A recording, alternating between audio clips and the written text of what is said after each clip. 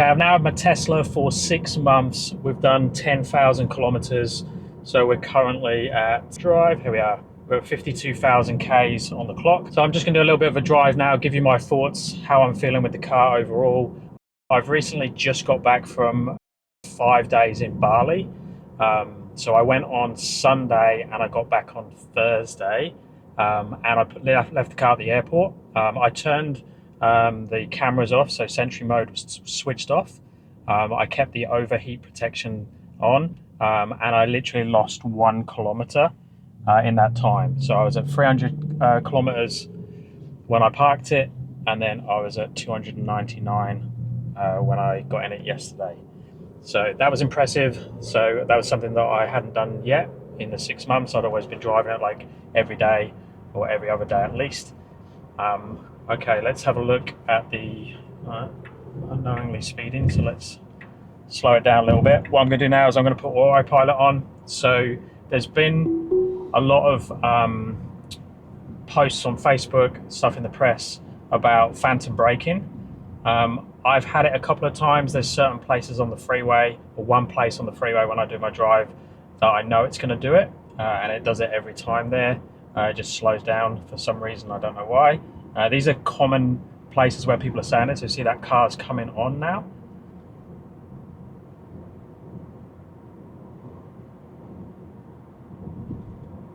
Yep, no issues for me.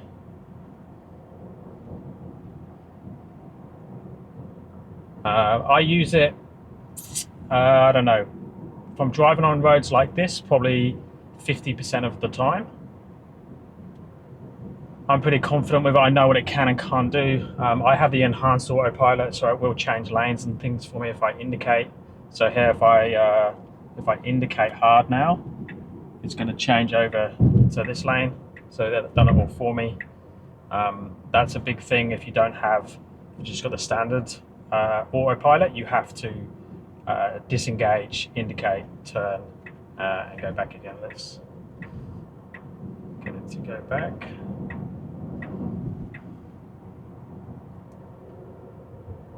So I've got no issues apart from not being 110% confident with the enhanced autopilot, where I'll just leave it and it will just do everything for me. Apart from that, I have no complaints with the car whatsoever. I use the summon every day. I get it in and out of the garage. I work in my garage, so I do coaching. So I use the garage space to work in. So I just put the car in there overnight or when I'm not using the space. And then when I am, I just summon the car in and out. And that's fantastic. So I don't have to get in and out of the car. I've just realized we're going much slower than the speed limit. So let's just up that. So now I've upped it to 80. We do have traffic lights coming up. Okay, now I disengage here. It will brake for me, but I much prefer, confidence-wise and the speed it's braking, to do it myself. I left that a little bit late. I have the regen braking on its max, so I very rarely touch the brake pedal. I probably touch the brake pedal 2 or 3 times a week, and that's driving it every day.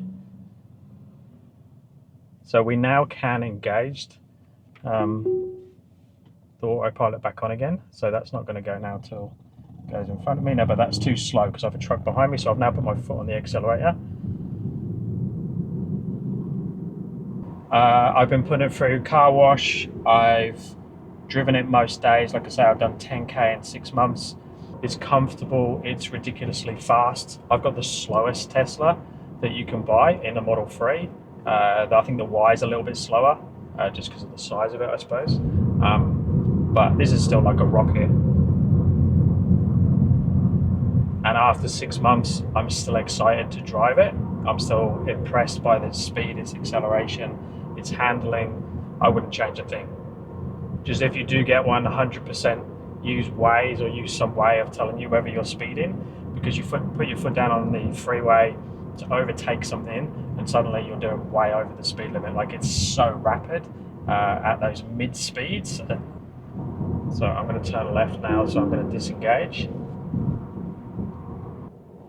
But like if I put my foot down, like, it's just insane. Look at that.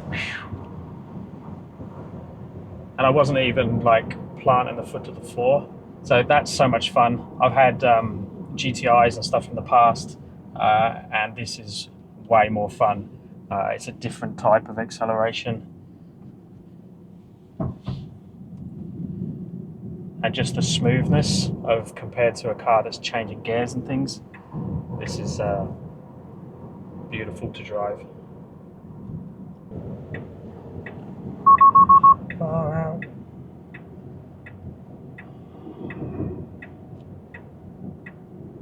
Not sure the person in front knows how to merge on a freeway.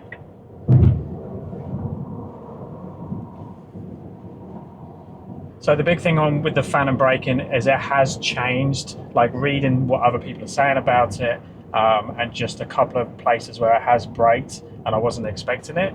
I know it's for safety, but I choose not to use it in an environment like this. So I'm now surrounded by cars to my left, in front of me, behind me, and I'm just conscious that if it brakes, I know it's going to be safe for me, but I'm worried about the people behind if they react to me suddenly slamming my brakes on. I don't use it when it's this busy. I'm lucky in Australia and where I live, it's quiet a lot of the time. So that's when I stick it on. That's where it's really nice. You don't need to worry about speed. Like I'm easily speeding now and I shouldn't be.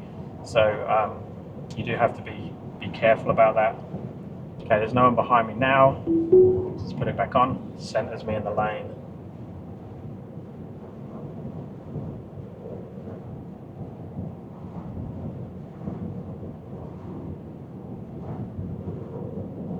Now I do want to get in front of that truck before we go to traffic works through here.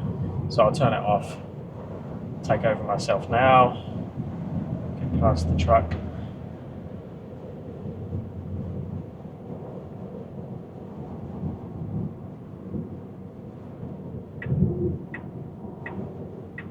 But being in a warmer climate as well, like being able to turn the aircon on before you get in the car. I know a lot of modern cars do that now, but electric cars obviously much easier because the car doesn't have to actually start or anything like that. I use that all the time, even if it's just like picking the kids up from school and literally walking for a couple of minutes. If you turn the aircon and you get in the car, it's nice every time, and you get in to the point where the kids hate it when I pick, or if me and my wife pick up them in my wife's car. She's got my old Astra that doesn't have that function, and they just dislike it. They get upset if they have to get in that car compared to this car.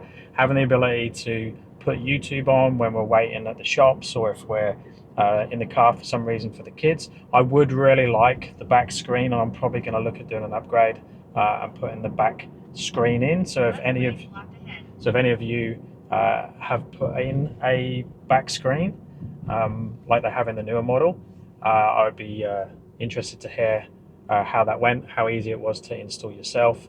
I'm keen to get one of those. I think that would be amazing for the kids, and it means that they can watch YouTube and stuff while we're driving. So in summary, I'm 110% happy with the car. The only car I would upgrade to would be a faster version of this, just for the sake of having it. The performance model or something would be insane. There's no way you need it. This is way fast enough, but that's the only reason I would upgrade, would be to the newer model and go for the the refresh model, and go for a performance or a dual motor. But again, I don't need to. I'm more than happy. There's no need to. And this is a 2022. It's done 50,000 kilometers, and to me it still drives like a brand new car, and I'm excited to get in it every day. And I was joking with the wife when I got back from Bali yesterday, because she was saying about how much she missed the kids, and I was saying about how much I missed the car. But let me know down in the comments if you have any questions. Let me know if you have any requests for videos, and I'll speak to you in the next one.